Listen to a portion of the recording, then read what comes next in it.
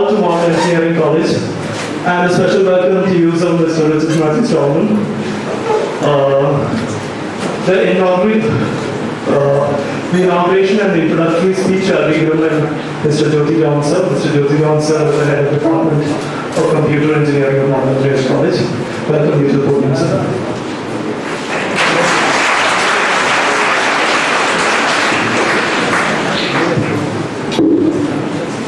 It's my privilege and duty to welcome the most distinguished guests ever we had from this college. Mr.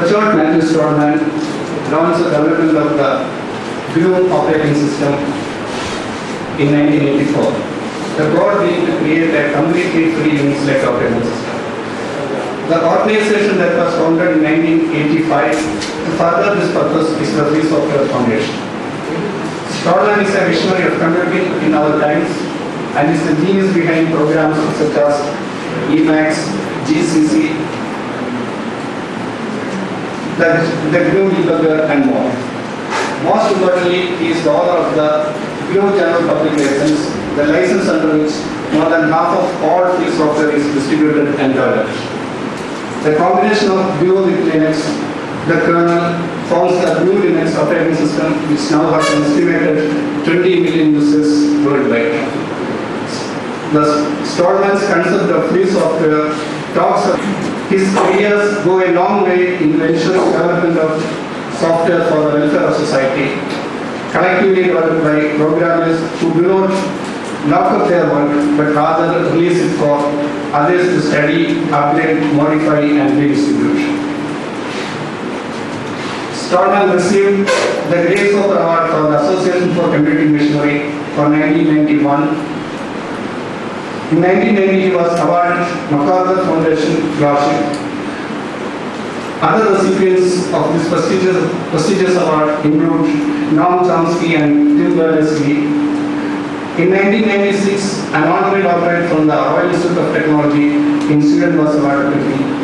In 1998, he received the Electronic Frontier Foundation's Pioneer Award along with famous awards. In 1999, he received the Yuri Rubinsky Memorial Award. Now today, Stallman will be talking about the danger of software patents. In fact, this is one of the most important aspects of freedom of programming because the aspect of software patents make all programmers potential lawbreakers because unknowingly we may be violating some of the patents listed by some other company. So I invite Dr. Stallman to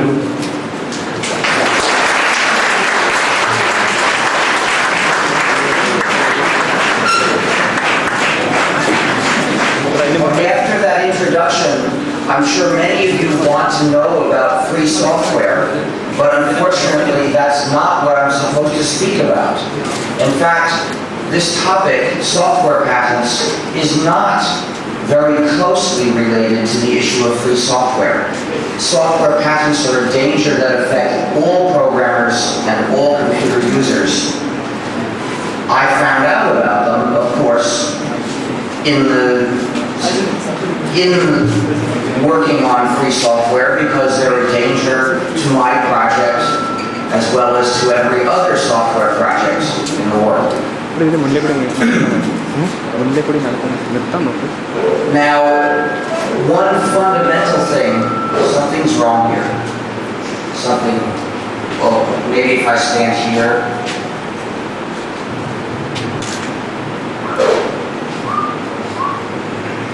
Okay, how about here? Okay, here seems to work. But there is a very unfortunate phrase that you may have heard. It is the phrase, quote, intellectual property, unquote.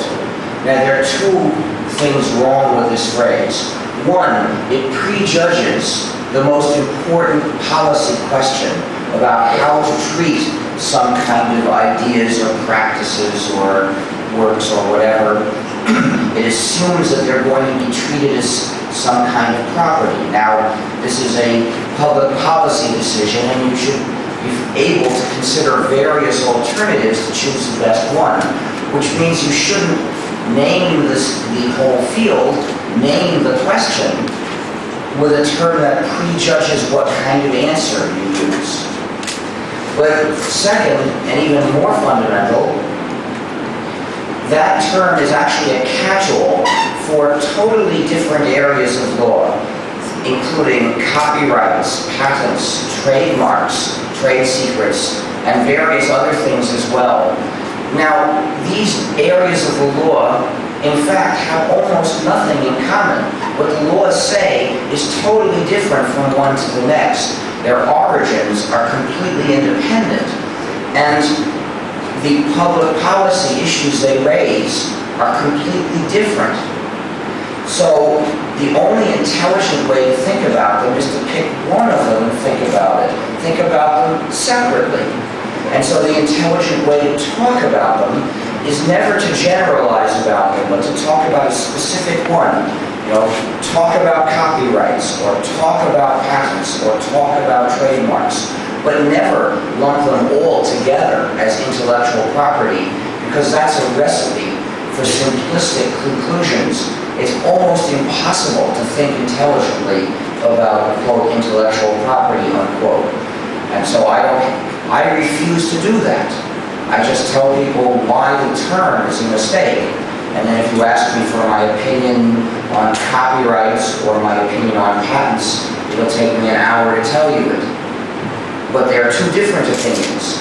And my opinion about trademarks is something completely different as well. So the most important thing for you to start with is never mix copyrights and patents as topics. They have nothing to do with each other. Let me tell you some of the basic differences between copyrights and patents. A copyright deals with a particular work, usually a written work, and it has to do with the details of that work. Ideas are completely excluded. Patents, by contrast, well, a patent covers an idea. It's that simple. And on any idea that you could describe, that's what a patent might restrict you from doing. Now, copyrights have to do with copying. If you wrote something that was word for word the same as some famous novel, and you could prove that you did this while you were locked up in a room and you'd never seen that novel, this would not be copyright violation, because it's not copying. But a patent is an absolute monopoly on using a particular idea. And even if you could show that you thought of it on your own, that would be considered totally irrelevant. It doesn't help you. Now, copyrights exist automatically. Whenever anything is written, it's copyrighted. Patents are issued through an expensive application process. There's an expensive fee, and even more expensive paying lawyers, which of course tends to be good for big companies. And the Patent Office says that it only issues patents for things that are unobvious. However, practically speaking, in many patent offices, their criteria is unobvious to somebody with an IQ of 50. And they have all sorts of excuses to ignore the fact that whenever any programmer looks at it, his first statement is, this is absurd, it's obvious. They say, well, this is hindsight. So they just have an excuse to completely ignore the judgment of everybody who really is a programmer. Now, copyrights last an extremely long time. In the U.S. today, it's possible for copyrights to last for 150 years, which is absurd. Patents don't last that long. They merely last for a long time, 20 years, which in the field of software, as you can imagine, is a long time.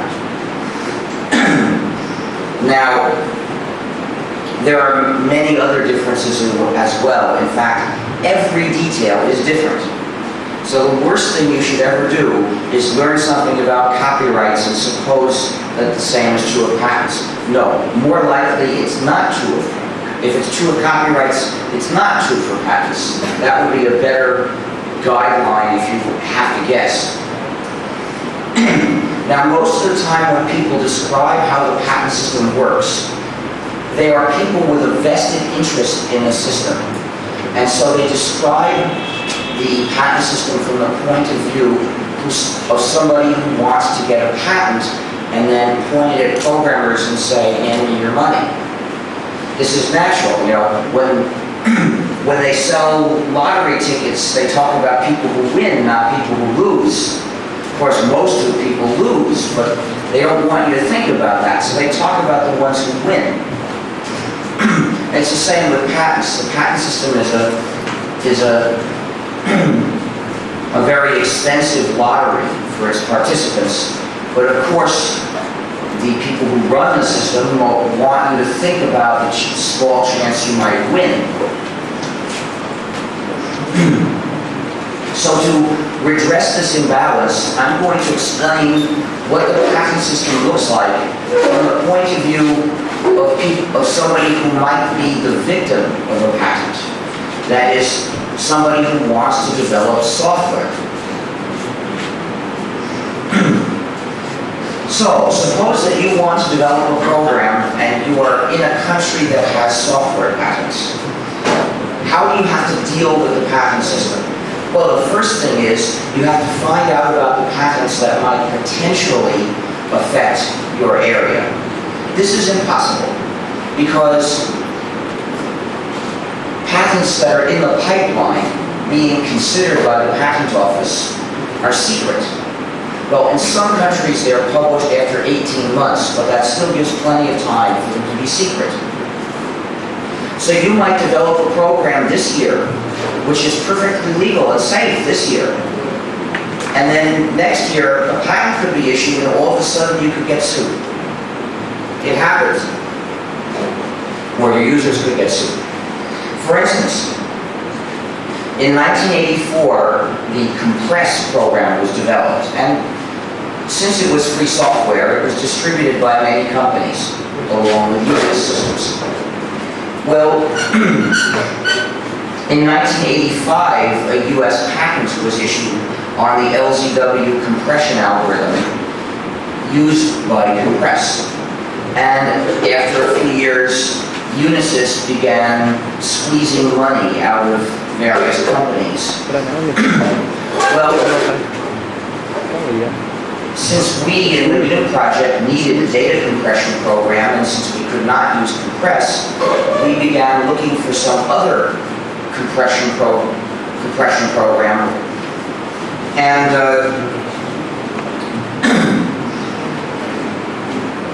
we found out about somebody came forward and said, I've been working on this algorithm for a year, and now I've decided I'm going to contribute it to you, and here's the code. We were a week away from releasing this program when I just happened to see a copy of the New York Times, which doesn't happen very often. And it just happened to have the weekly patents column. And I noted, so I read it, and it said that somebody had got a patent for inventing a new method of data, a better method of data compression.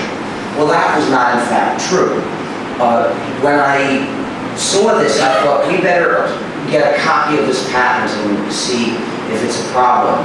And it turned out to cover exactly the algorithm that we were about to release. So this program was killed 1 week before it was released. And in fact, that patent holder had not invented a better method, because in fact it wasn't new. But that doesn't matter, he had a monopoly. So, eventually we found another compression algorithm which is used in the program that's known as GZIP. But this illustrates the danger that you face. Even if you had unlimited resources, you couldn't find out about all the patents that might endanger your project. But you can find out about the issued patents because they are published by the patent office. So in principle, you could read them all and see what they restrict, what they prohibit you from doing. Practically speaking, though, once there are software patents, there are so many of them that you can't keep up with them. In the US, there are over 100,000 of them, maybe 200,000 by now. This is just an estimate. I know that 10 years ago, they were issuing 10,000 a year, and I believe that it has accelerated since then. So, it's too much for you to keep track of unless that's your full-time job. Now, you can try to search for the ones that are relevant to what you're doing, and this works some of the time. If you search for certain keywords or follow links, you'll find some patents that are relevant to what you're doing. You won't find them all. Now, a few years ago, somebody had a US patent, maybe it's expired by now, on natural order recalculation in spreadsheets. Now, what does this mean? It means the original spreadsheets did the recalculation always from top to bottom, which meant that if a cell ever depended on a lower cell, then it wouldn't get recalculated the first time. You'd have to do another recalculation to get that one. Clearly, it's better to do the recalculation in the order, first, if A depends on B, then do B first, and then do A. This way, a single recalculation will make everything consistent. Well, that's what the patent covered. Now, if you searched for the term spreadsheet, you would not have found that patent because that term did not appear in it. The phrase natural order recalculation didn't appear either.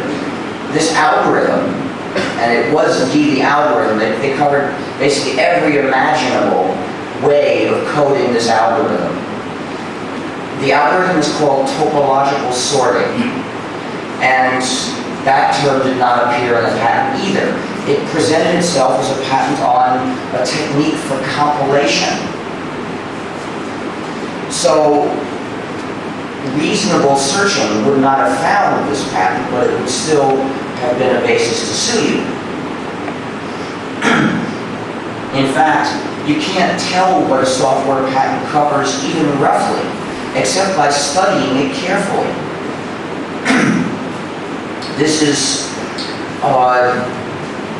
different from patents in other areas, because in other areas there's some physical thing happening, and the details of that physical thing usually give you a sort of anchor so that you can tell whether it relates or not. But in software there's no such thing, and so it's easy for two totally different ways of saying something to cover, in fact, the same computation, and it takes careful study to see that they cover the same one. Because of this, even the patent office can't keep track. So there's not one, but two patents covering LZW data compression. The first one was issued in 1985, and I think the second one in 1989. But that one, I think, had been applied for even earlier. And so one of these patents belongs to Unisys and the other belongs to IBM. Now, this kind of mistake is not, in fact, that rare. It's not the only one. You see, patent examiners don't have a lot of time to spend on one patent. In the US, they have an average of 17 hours per patent. Now, that's not enough to carefully study all the other patents in the area to see if they're really the same thing. So they're going to make this kind of mistake over and over. Well, so you won't find all the patents that might threaten you, but you'll find some of them. Games. Computerized, of course. And he had been threatened by somebody who had a patent on a very broad category of computerized casino games. The patent covered a network where there is more than one machine, and each machine supports more than one kind of game and can display more than one game in progress at a time. Now, one thing you should realize is the patent office thinks that it's really brilliant if you see that other people implemented doing one thing and you decide to support doing two or more. You know, if they made a system that plays one game, and if you make it able to play more than one game, that's an invention. If it can display one game and you decide to set up so it can display two games at once, that's an invention. If he did it with one computer and you do it with a network having multiple computers, that's an invention for them. They think that these steps are really brilliant. Of course, we in computer science know that this is just a rule. You know, you can generalize anything from one to more than one. It's the most obvious principle there is. So, every time you write a subroutine, that's what you're doing. So, this is one of the systematic reasons why the patent system produces and then upholds patents that we would all say are ridiculously obvious. You can't assume just because they're ridiculously obvious that they wouldn't be upheld by a court. They may be legally valid, despite the fact that they're utterly stupid. So, he was faced with this patent, and the patent holder was not even offering him the chance to get a license. Shut down is what the patent holder said, and that's what he eventually did. He couldn't afford to fight it. However, many patent holders, and suppose that he has this patent and he says, IBM, you can't compete with me because I've got this patent. Well, here's what IBM says. Well, gee, let's look at your product. Well, I have this patent and this patent and this patent and this patent and this patent that your product is violating. So how about if we cross-license? And the starving genius says, I haven't got enough food in my belly to fight these things, so I better give in. And so they sign a cross-license, and now guess what? IBM can compete with him. He wasn't protected at all. Now, IBM can do this because they have a lot of patents. They have patents pointing here, everywhere. So anybody from almost anywhere that attacks IBM is facing a standoff. A small company can't do it, but a big company can. So IBM wrote an article in, it was Think magazine, I believe, issue number 5, 1990. That's IBM's own magazine. An article about IBM's patent portfolio. IBM said that it got two kinds of benefit from its 9,000 active US patents. One benefit was collecting royalties from licenses. But the other benefit, the bigger benefit, was access to things patented by others. Permission to not to be attacked by others, with their patents, through cross-licensing. And the article said that the second benefit was an order of magnitude greater than the first. In other words, the benefit to IBM of being able to make things freely, not being sued, was 10 times the benefit of collecting money for all their patents.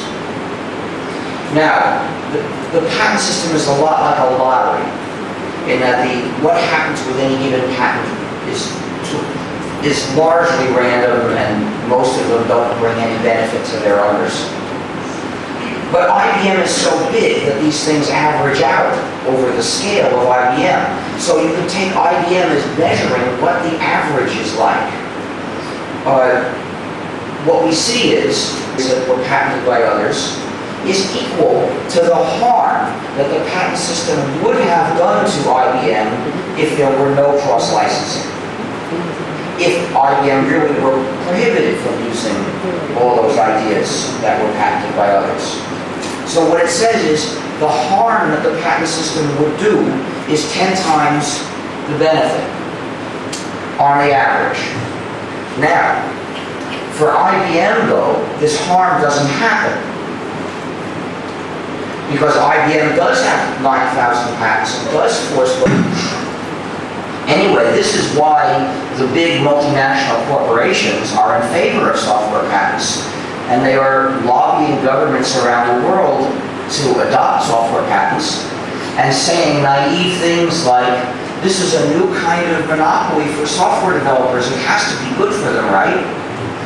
Well, today, after you've heard my speech, I hope you understand. So, you have to expect that, you can't expect sensible results from that, but there are situations where when you look at the past record, you see that there is a chance to invalidate a certain patent. It's worth a try, at least to investigate, but the actual court case is likely to be extremely expensive. A few years ago, one defendant lost and had to pay $13 million, of which most went through lawyers on the two sides. And I think only $5 million was actually taken away by the patent holder. And so there were $8 million to the lawyers. Now,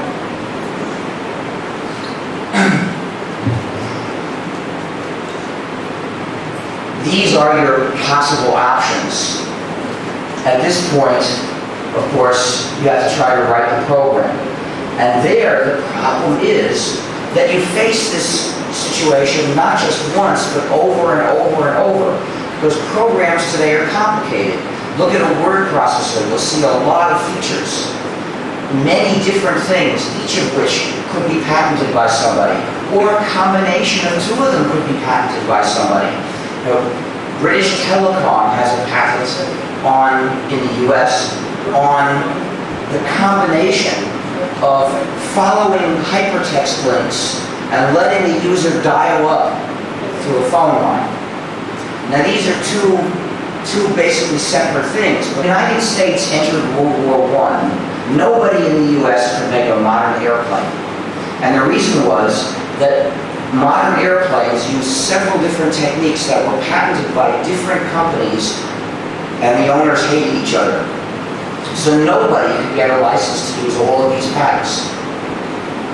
Well, the US government decided that this was an unacceptable state of affairs and essentially paid those patent holders a lump sum and said, we have nationalized these patents, now everybody go make airplanes for us. But the amount to which this happens, the frequency and the seriousness of it, varies according to how many different ideas go in one product. It varies according to how many points of patent vulnerability there are in one product. And in that question, software is at the extreme. It's not unusual for a few people working for a couple of years to write a program that could have 1 million parts in it, different parts, which is maybe, say, 300,000 lines of code. To design a physical system that has 1 million different parts, that's a mega project. That's very rare. Now, you'll find many times people make a physical object with 1 million parts, but typically it's many copies of the same subunit, and that's much easier to design. That's not 1 million different parts in the design. Now, so why is this? The reason is that in other fields, people have to deal with the perversity of matter. If you're designing circuits or cars or chemicals, you have to face the fact that these physical substances will do what they do, not what they're supposed to do. We in software don't have that problem. And that makes it tremendously easier. We are designing a collection of idealized mathematical parts which have definitions. They do exactly what they're defined to do. And so there are many problems we don't have. For instance, if we put an if statement inside of a while statement, we don't have to worry about whether the if statement can get enough power to run at the speed it's going to run.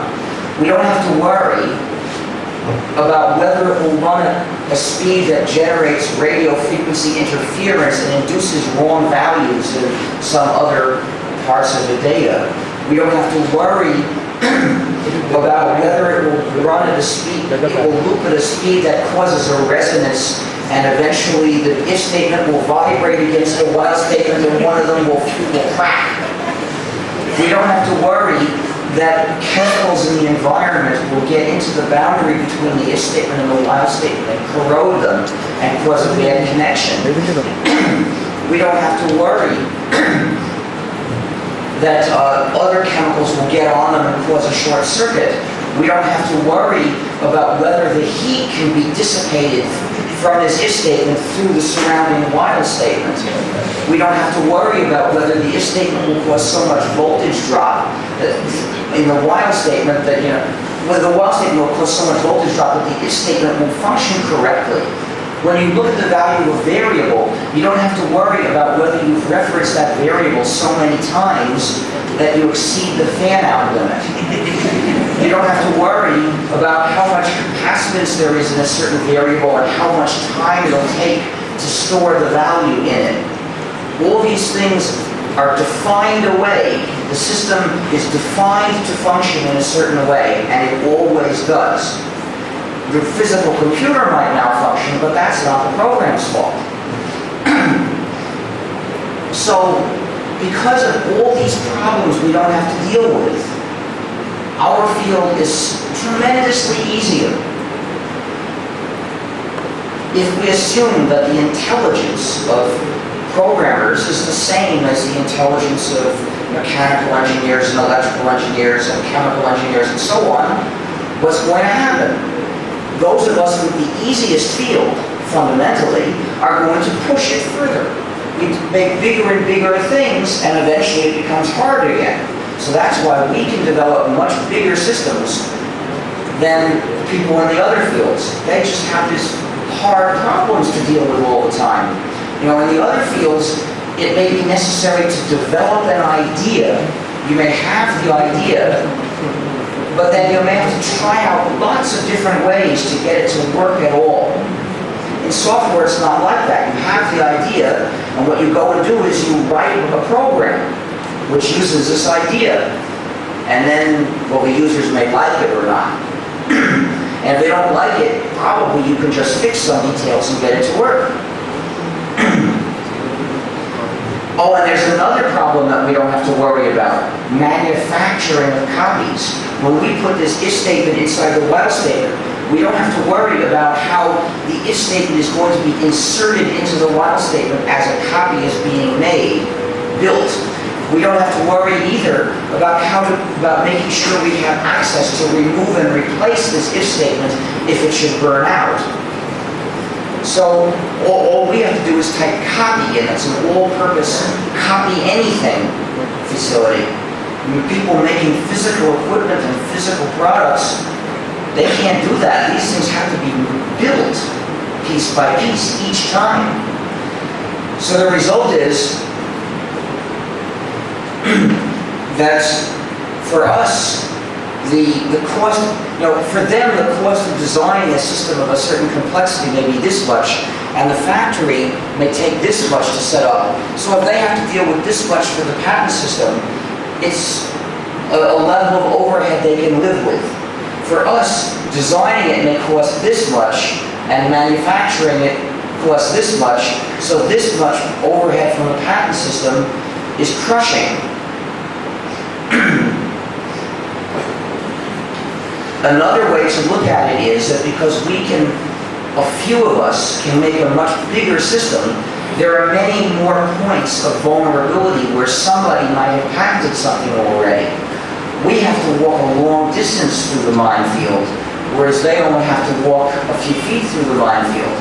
So it's much more of a dangerous system for us. So this is now, you have to realize that the ostensible purpose of the patent system is to promote progress. This is something that is often forgotten because the companies that benefit from patents like to distract you from it. They like to give you the idea that patents exist because they deserve special treatment. But this is not what the patent system says. The patent system says the goal is to promote progress for society by encouraging certain behavior, like publishing new ideas. And then after originally it was a fairly short time, everyone could use them. of course, there's a certain price that society pays as well, and so we have to ask the question, which is bigger, the benefit or the price? Well, in other fields, I'm not sure. I'm not an expert on other fields of engineering. I've never done them. And I don't know whether having patents is good for those other fields, good for progress in those fields. I have been in software since before software patents existed. And I know that software patents do a lot of harm and essentially no good. In the old days, ideas came along either people in a university had an idea, or somebody had an idea while people. There is a chance that we can do this. When the U.S. started to have software patents, the public policy question was not considered at all. Nobody even asked whether it was a good idea to have software patents. The Supreme Court made a decision, which was then twisted around by an appeals court, and ever since then, there were software patents.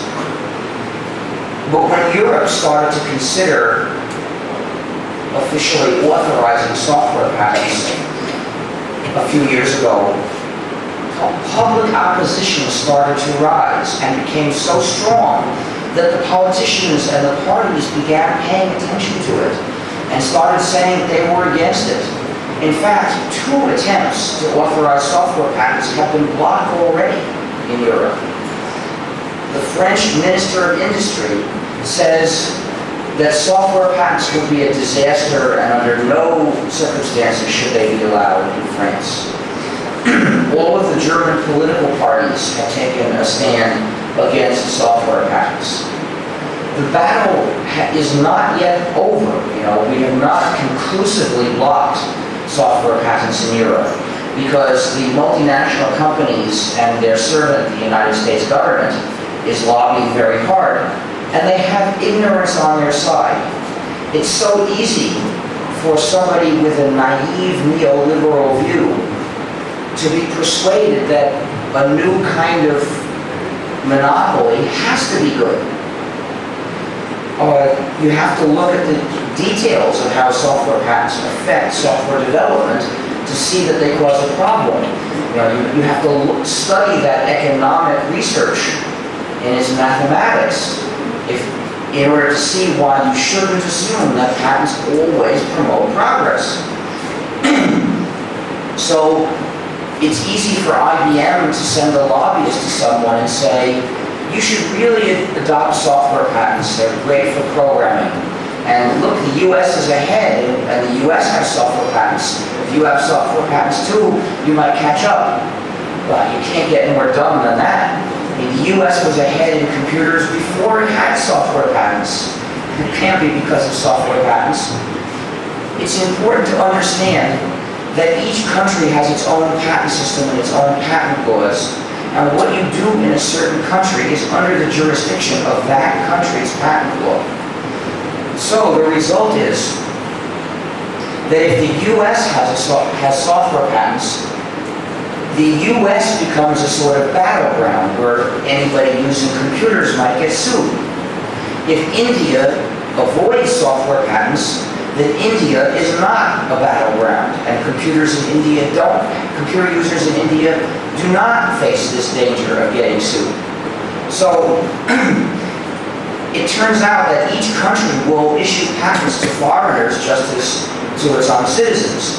So in fact, in a place which has this scourge of software patents, foreigners can own those patents. There are lots of non-U.S. companies that own U.S. software patents, so they're all welcome to get involved in the fighting in the U.S.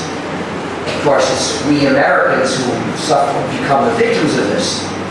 Meanwhile, in India, if there are no software patents, that means both Indian companies and foreign companies are prevented from coming into India and attacking people with software patents. So, yes, it is important that each country has its own patent law. That makes a big difference, but you've got to understand what difference it makes. having software patents in a certain country is not an advantage for the developers in that country. It's a problem for anybody distributing and using software in that country. Now, if you in India are developing a program for use in the US, you may face the problem, or at least your client will face the problem of US software patents. At least, probably you can't get sued here.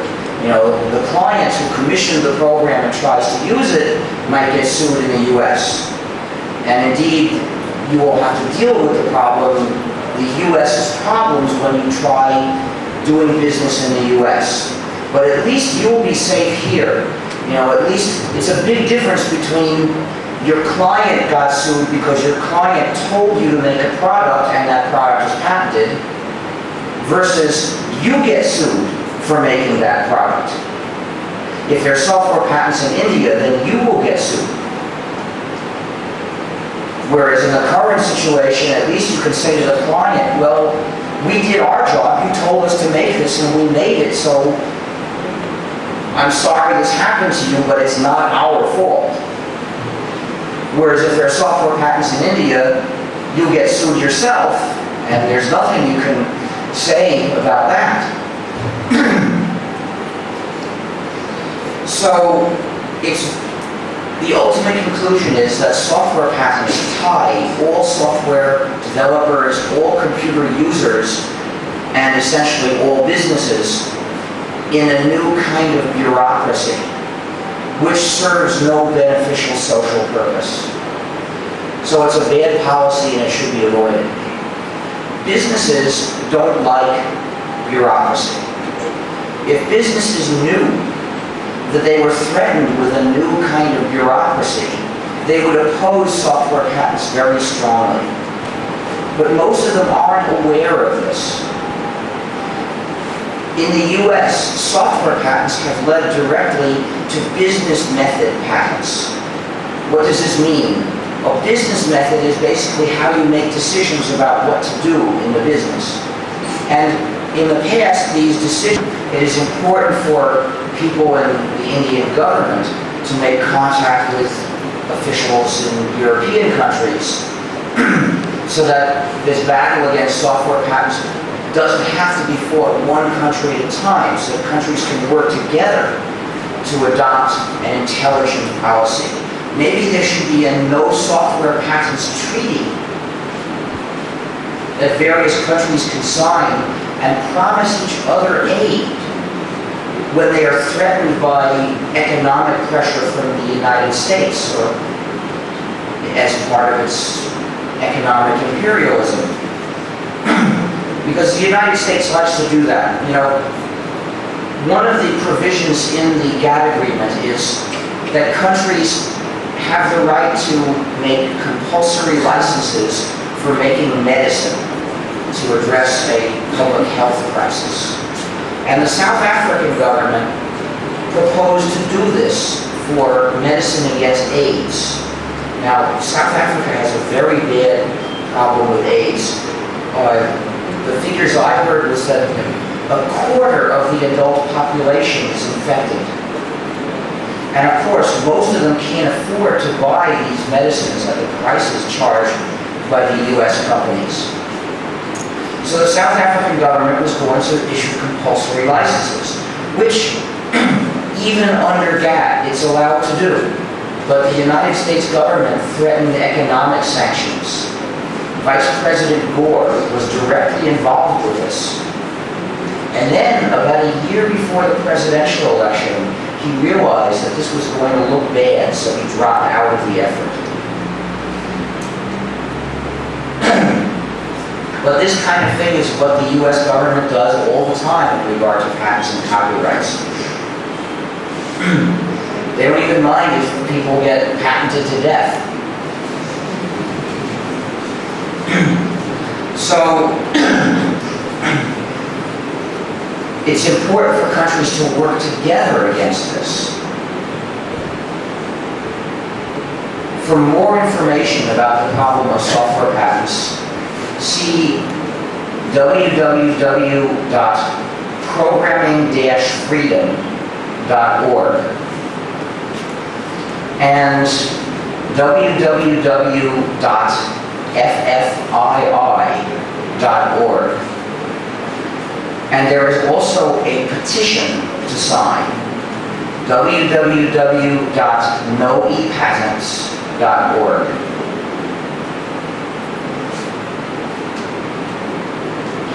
Please talk with all executives of businesses, any kind of businesses, about this issue.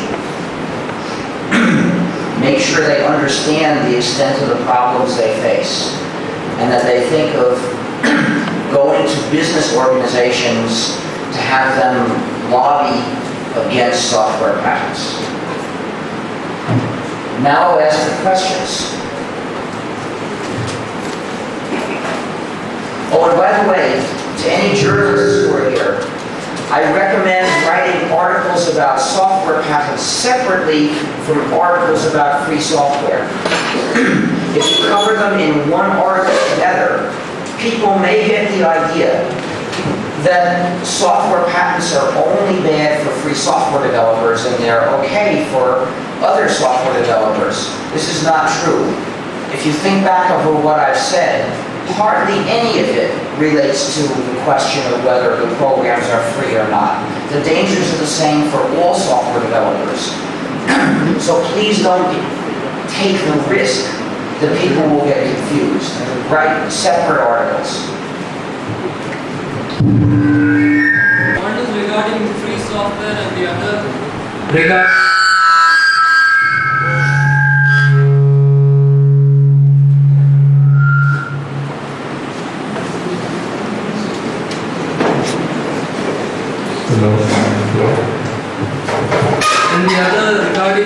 software patents. Well, let's ask the one about let's ask only questions about software patents now. Right. So you said that companies like IBM are harmed about 10 times as much as they benefit. No. What I said is doesn't occur. You see, they avoid it through cross-licensing. So in fact, the harm does not happen. But it's only neutralized, right? What did you say? But it's only neutralized. They don't really benefit because they... Well, they do, you see, because the bad aspect they avoid through cross-licensing. And meanwhile, they do collect money from some other licensees. So they're benefiting in total. There's the small benefit which happens, and the big potential harm which does not happen. So you have 0 plus something. But for that something will oppose this movement against patents. Right, for this move, because IBM favors software patents. I have trouble, I couldn't hear all the words in your sentence. I don't know whether there was a not in it, and I couldn't tell. There are two diametrically opposite meanings that you might have for what you just said. So what you do is make sure the situation is clear. IBM favors software patents. IBM thinks it stands to gain a lot from software patents. And what it stands to gain is that the IBM and the other very big companies will basically control software development, because it will be very hard to do independent software development. To develop non-trivial programs, you're going to have to infringe patents of IBM's. Now, if you're big enough and lucky enough, you might have some patents of your own and make IBM cross-license with you. Otherwise, you're completely at their mercy, and you have to hope that they just let you pay them money.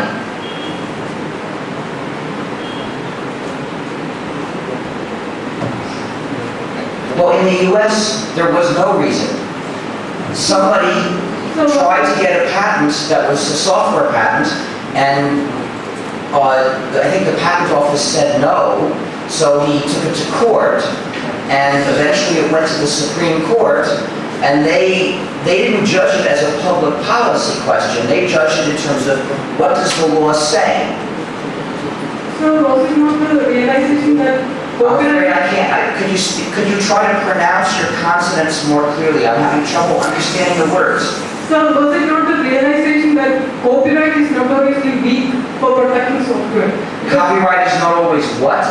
Notoriously weak. Notoriously weak. Well, I think the whole sentence is nonsensical. I don't understand this term protecting software, and I don't agree with you. Thanks. So, when you Most programmers don't agree with you. So when you are saying that you are not giving protection of software and you yourself is giving general public license, where do you get that power to issue general public license? Well, you're asking questions about copyright and free software, which is not the topic. Now, I will accept questions about that later on, but I gave a speech about software patents, and I want to answer questions about software patents.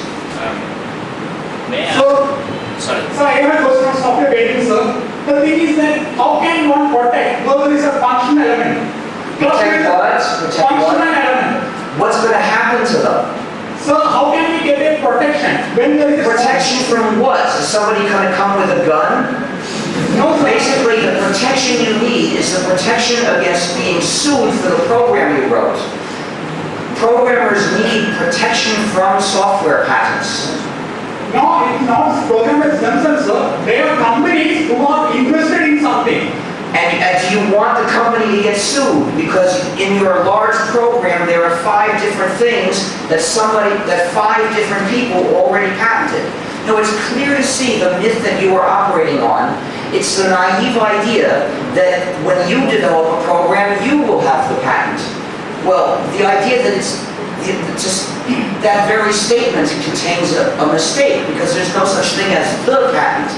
When you develop a program with many different things in it, there are many things, each of which might be patented by somebody else already. And you find out about them one by one when they come to you saying either pay us a lot of money or else shut down. And when you've dealt with 5 of them, you never know when number 6 is going to come along. It's much safer to be in the software field if you know you're not going to get sued as long as you wrote the program yourself. That's the way it was before software patents. If you wrote the program yourself, there was nothing to sue you about. Today, you can write the program yourself.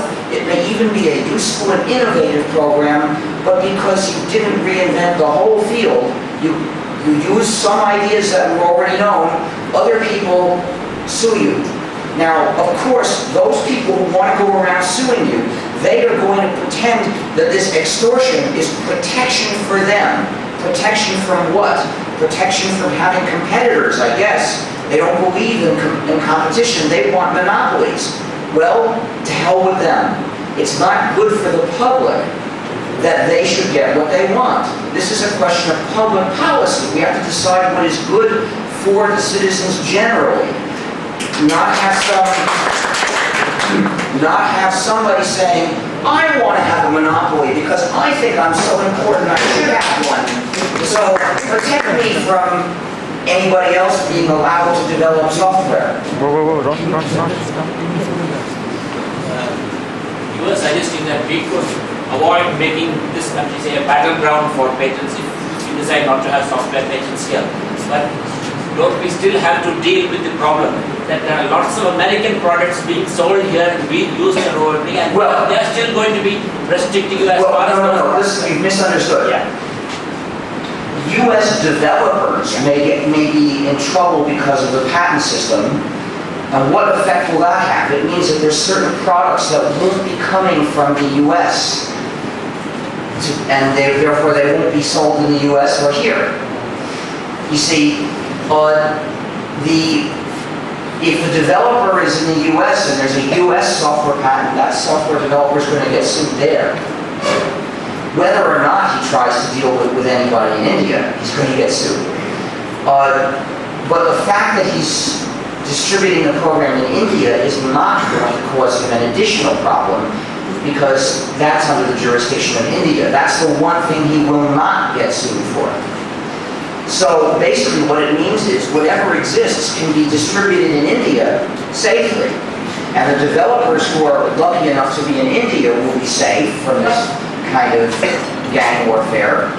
And those who are unlucky enough to be in the U.S. will not be safe.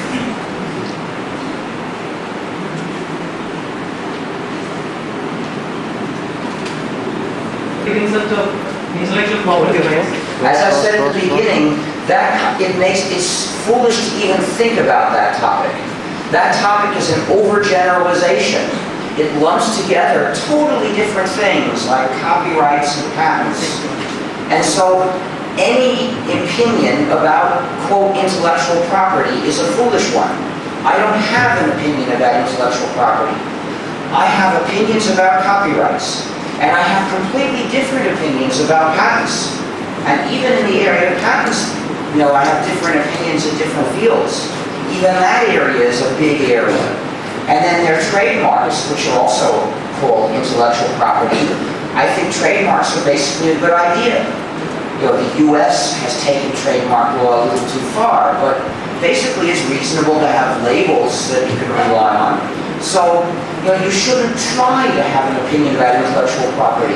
If you're thinking about intellectual property, you're thinking at a simplistic level, and any conclusions you reach will be simplistic. So, do as I do. Pick one topic at a time and focus on it. And find out the details about that one area. Then you can think intelligently about that area, and later on you can think about intelligently about the other areas too. So there is an argument that if particular intellectual property right is not protected. I'm sorry, what you're saying makes no sense at all, because it's at this foolish general level. Let me complete, sir. So if a particular intellectual property right is not protected, it may impede the investment, and the impediment... This generalistic thinking is so simplistic, it's totally stupid. It makes no sense at all. Don't you think that... There is no principle of intellectual property.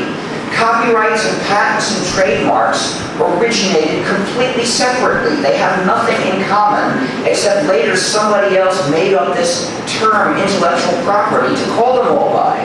So will you extend this concept to the physical property? No, I'm sorry. None of these things has anything to do with physical property rights. They're totally different. When you say extend this concept, which is this concept? The idea that the term intellectual property is a generalization that leads you into simplistic thinking, should we apply that to physical property? No, they're totally different. They have nothing in common. The basis under which this intellectual property is protected is protect the labor, intellectual labor. No, you're totally wrong. You're totally wrong. The purpose of, you have been brainwashed. You've been listening to the propaganda of the companies that want to have these monopolies. If you ask what legal scholars say is the basis of these systems, they say that they're attempts that, well, for copyright and for patent, they are attempts to manipulate the behavior of people to get benefit for the public. Trademarks are a different issue. I think the issues for trademarks are completely different. So, you're making an overgeneralization also. But in any case, your principle is wrong. And if you take a look at that economic research on www.researchoninnovation.org, you will see that you are making naive statements, naive blanket statements that are simply not true. You've got this silly idea that creating a monopoly over some aspect of life always, invariably, makes that aspect of life thrive. Well, this is dumb. Occasionally it might work, and occasionally it causes a lot of trouble. Don't you think that the same kind of monopoly is created in favor of a party when he owns the physical property? I'm sorry, I can't hear you. So don't you think that the same kind of monopoly rights are created if a particular physical property is allowed to be owned by a person, just like an intellectual property? Physical property can only be in one place at a time. Only one person can sit in a chair at a time in a normal way. These are totally different issues. Trying to generalize to the utmost is a foolish thing to do. We're dealing with complicated laws that have many, many, many complicated details. And you're asking us to ignore all these details. We're dealing with laws that have complicated effects in various fields. And you're asking us to ignore the details of their effects. Don't bother judging this program by its results. I think that if we're talking about a public policy issue, we've got to look at the actual results of the policy, not some myth as to what results a certain ideology would predict. I'm telling you the real results. I'm telling you what I've seen and what other programmers have seen. What about the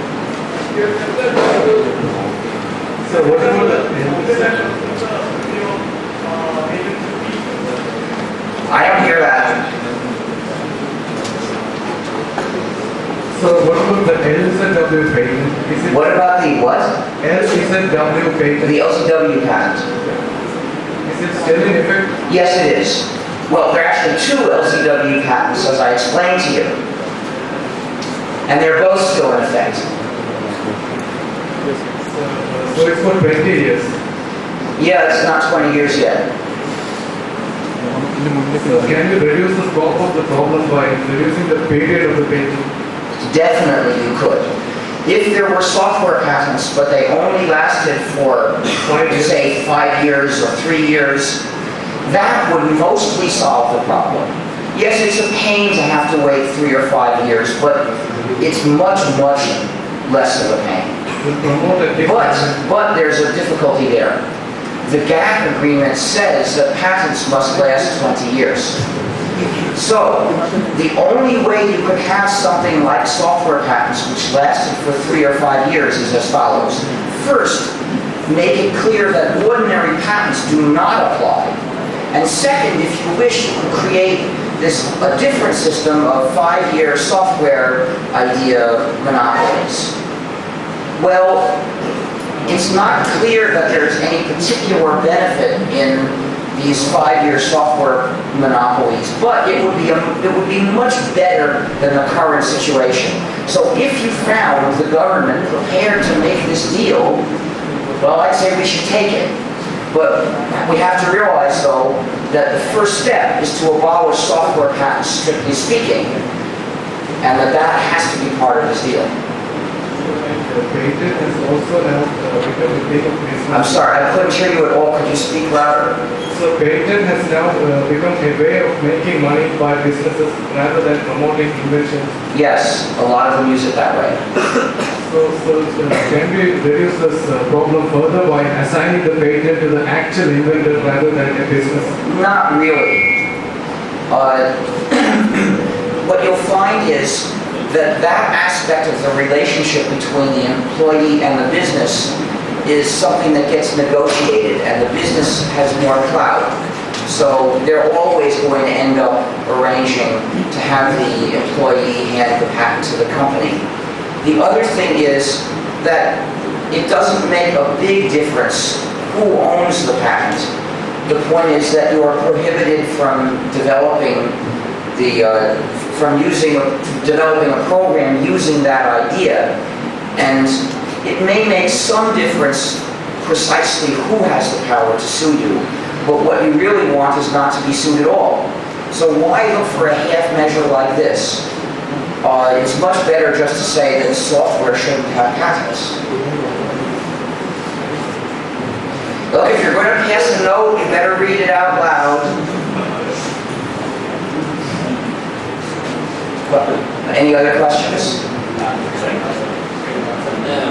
People who have been to Malaysia say that if we buy a piece there, the amount of money you pay for all the standard software, it's about a tenth of what you would pay in this country. In Malaysia, they are a little more relaxed about patents for patents. Is that something to do with what you're talking about? I'm not sure what you're talking about, because you seem to be mixing together copyrights and patents. I'm not sure if what you're talking about has anything to do with the issue of software patents. And precisely that's what I want to know. But this is something to do with patents. The fact Probably that not. different countries, depending on how much whether they're part of WTO or not part of WTO, No, I doesn't think matter. that probably. See, I don't know for certain because I don't know what's going on there. I've never been there, but I suspect that it's a matter of copyrights and has nothing to do with patents. Because if you're talking about the same programs, remember, software patents are primarily a restriction on software developers. So it's the same program that if it was developed, say, in the US, the patent problems they have are independent of, the patent problems they have are biggest in the US, not in either India or Malaysia. So that probably has to do with copyright, not patents. And that's a totally different issue. We mustn't lump these issues together.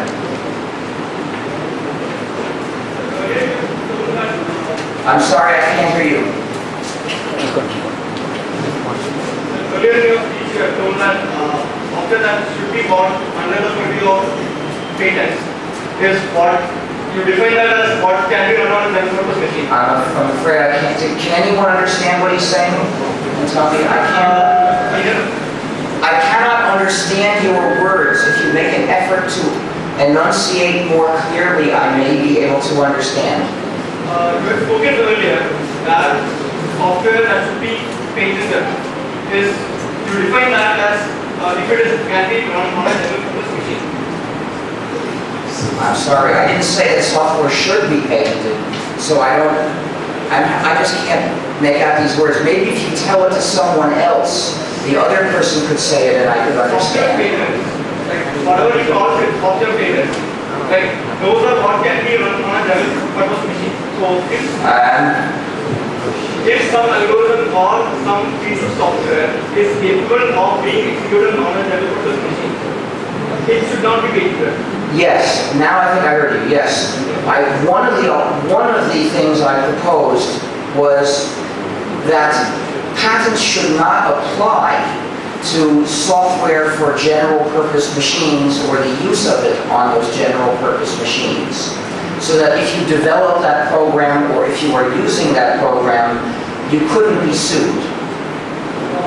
I think is that in today's world, we have an increasing amount of software not being run on general purpose machines. Well, then maybe that would be covered still by software patents, so it wouldn't be a total solution, but at least it would be a partial solution.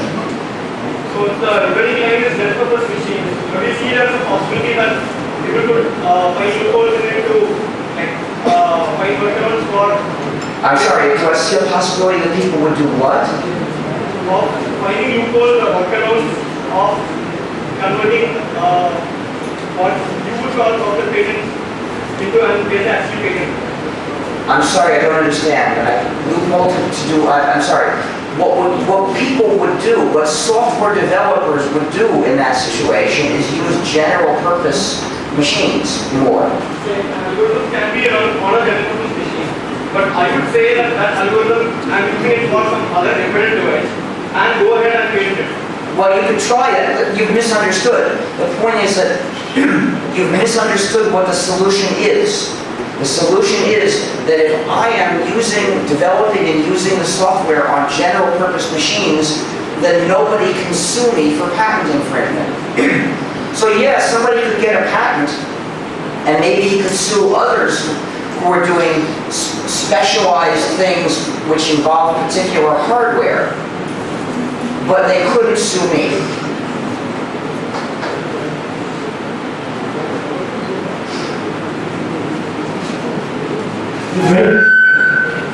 Excuse me, there's a small announcement, I'm sorry to interrupt.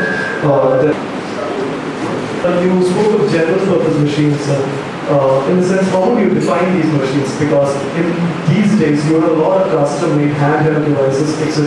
Now, someday Those handheld computers are general purpose. I mean, they're not designed to carry out a specific computation or a specific physical process. They're general purpose computers. They have general purpose computer chips in them. then the idea would be contestable in a court of law as to whether it is general purpose or not. I guess it would have to be, yeah. And the precise details of drawing those lines, one ends up having to leave to judges. Who have said no to patents in Europe or UK? Well, I don't know the full situation. Those are just the ones I know of. The last time there was a vote, there were going to be a majority of no votes, and so they dropped the issue. And I don't know which, but I remember the other countries. So there's no European community decision on this? Not yet. In fact, the European Commission itself is divided.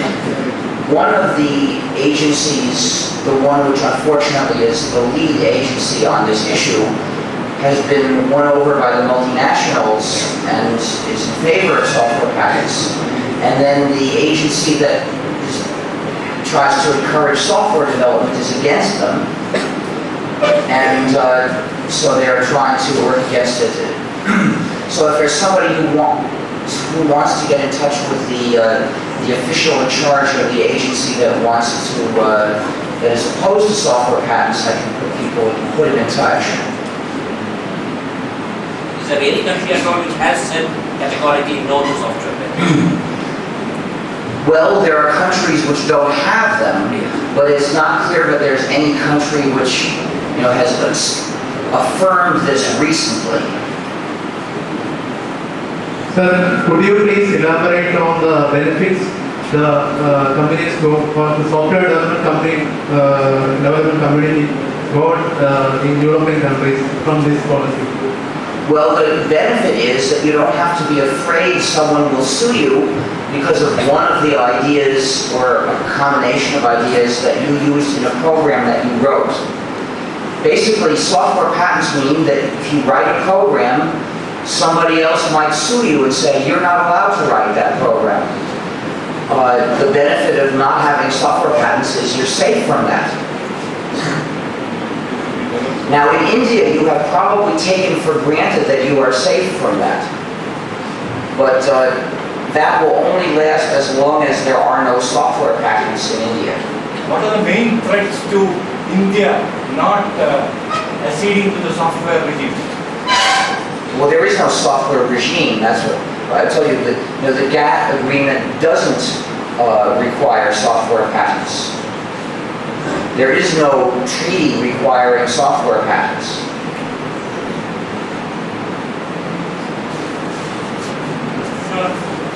I believe that most people, if they had a chance to get a patent and make a lot of money about it, they will pass it up. Although we might, well, many people, if they had a chance to get a gun and make a lot of money from it, wouldn't pass it up. The point is, therefore, we try not to hand them that opportunity. So for instance, we don't have a government agency handing out guns to people on the street. And we shouldn't have a government agency handing out software patents to people on the street either.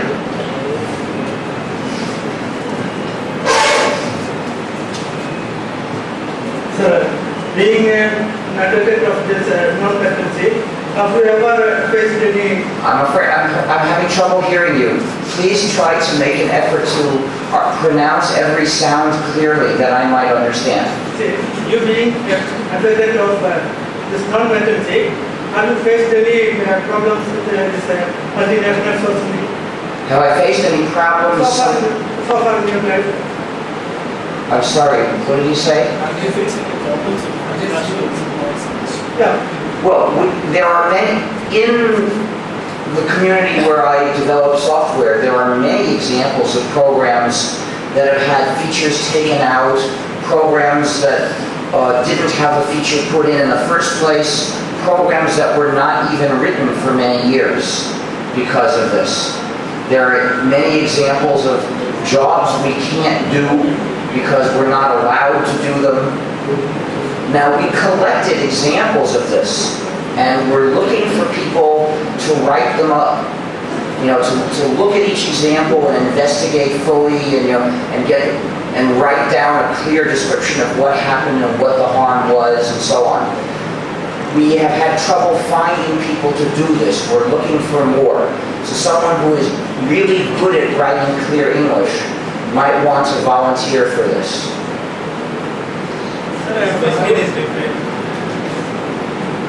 Then I may have not understood. I couldn't entirely understand. I think he asked whether there was a threat to you by any multinational Well, they never threatened my life. Yeah, that's the question. No. but they do threaten our work. You know, they do threaten to sue us.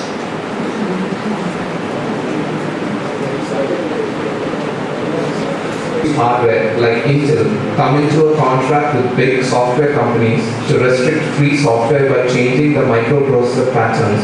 How will you overcome such a hazard? I see very little danger of that. Intel recently developed a new computer architecture, and far from trying to stop us from supporting it, they hired people to implement it.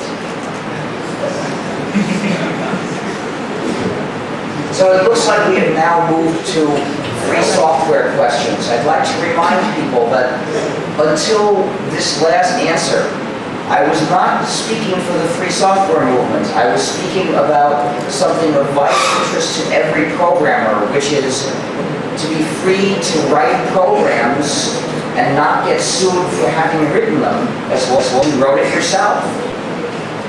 And that is a freedom that you have taken for granted until now, and it's a freedom that you will lose if you have software patents. Now, however, we're moving to the topic of free software, which is what I spend most of my time working on, the actual software development project that I've led, which is